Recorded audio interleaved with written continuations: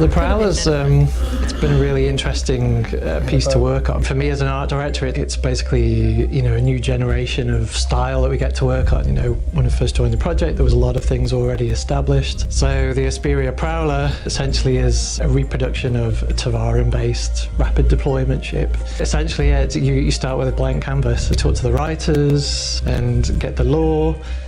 Speak to the other art directors. You know, kind of this is probably the first time we've really all probably sat down right before the get-go and just sort of said, okay, what are the things that we're focusing on for these guys? Josh had already done some character work, so we took a little bit from that, but you know, characters don't look like ships necessarily. You know, like attack helicopters, and according to the law, the architecture is meant to be based on Henoism. So we've sort of been going for a very sort of slab-sided, brutalist kind of feel. That's, that was kind of the initial brief. Slight hint of, Egyptian. As we discussed further, I mean, that was there at the start, and it's very slightly still there, but in total this has had 6 concept artists on it from start to finish, because we had a very tight deadline.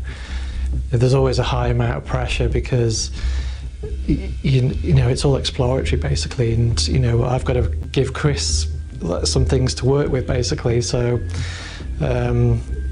concept artists work in different ways, so I've kind of used that to my advantage. So initially we did a 2-week sprint, coming up with just 4 very sort of different looks, basically different configurations, different styles, vertical or horizontal, or no cockpits, all sorts of things, and then just present it to Chris.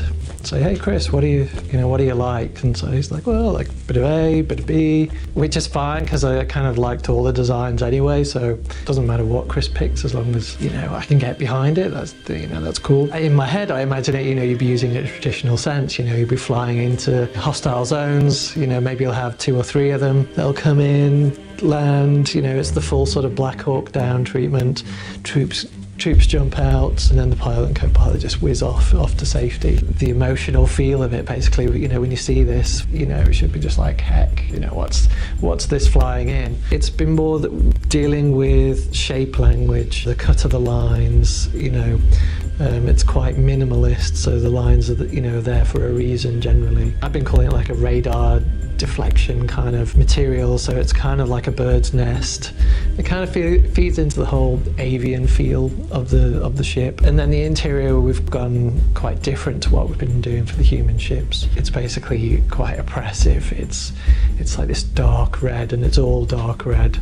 I was sort of thinking at the time that basically when you see the troops come out, if they come out of this exit, because there's multiple exits, right? It's coming out of the mouth of hell, basically. So it's just got this dark red, and then you've got this oppressive black hole kind of thing.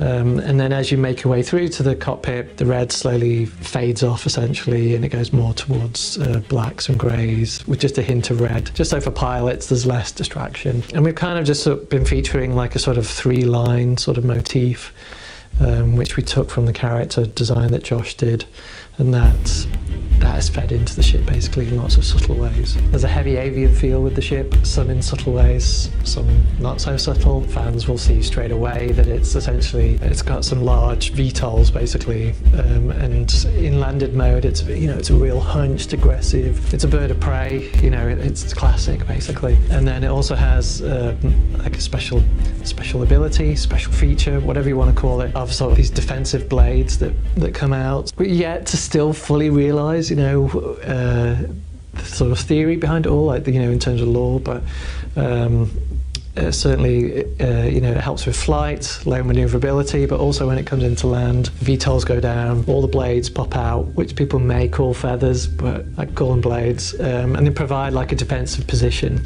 So when the troops come out and they that again, you've just got these huge doors that open up, and rather than just one large single sliding door, which often these ships have, we've got 4 individual essentially gates, and those have Tavaran shield tech in them. So it's kind of like the Idris in the hangar. You fly out and you go through the force field. This is like a personal version. That's kind of one of the the visual hooks of the ship. So the ship could be flying along with all its armoured doors up, but it's still got its energy shields there, so the troops can, you'll be able to look out. This is what I hope, right? And you'll be there in your harness and you're just looking out and you're just seeing the landscape go by or whatever it is. The other two visual features, avian features, we've got a split tail, so it's like a swallowtail, and then the head. The head is obviously very sort of eagle-like. And this time we've been able to essentially remove the cockpit. There's a head to this thing, but it's essentially one-way glass, so you can't see in, but you can see out, the pilot can see out, so it gives us this really nice monolithic kind of armoured feel, and again lending to that whole sort of Tavaran warrior hardcore heroism, and so we've just been building on that. I think as players they'll really dig it, and I mean there's nothing like it in the Star Citizen universe at the moment.